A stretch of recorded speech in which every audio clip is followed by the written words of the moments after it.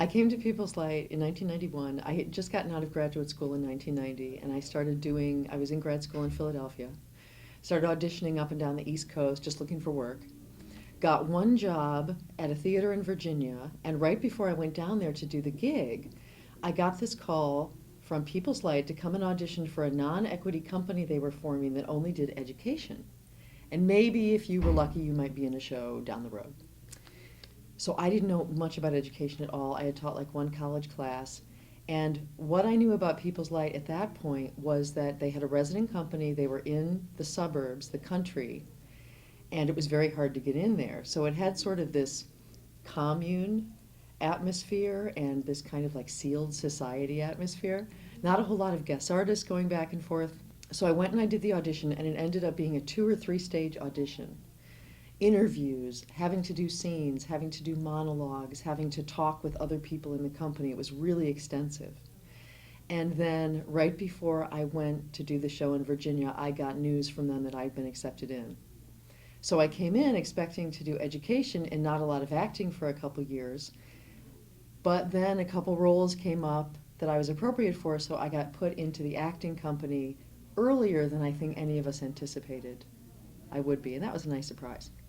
So this is a play I've wanted to do since college when I first read it.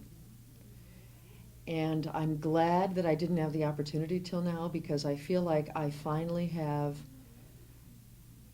an understanding of some of the complex father-daughter relationships as you both age.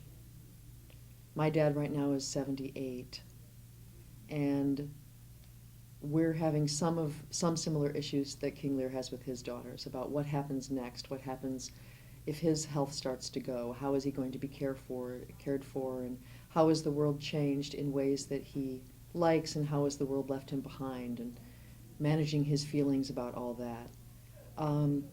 One of the most interesting things for me right now in the play is that I think Regan and Goneril have a different relationship with their father than Cordelia, the youngest daughter.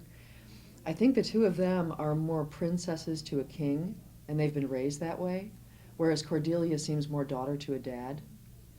So I feel like Regan and Goneril are very socially primed. They're very good in political society, but they don't have an intimacy with their father. They don't have the kind of warm communication back and forth. There's not a supportive atmosphere in a personal way. So I think that impacts them a lot before the play even begins, and then I think it helps justify what they do in the play, that once Lear hands over power to his very politically minded daughters, they do what they've been raised to do. They take charge.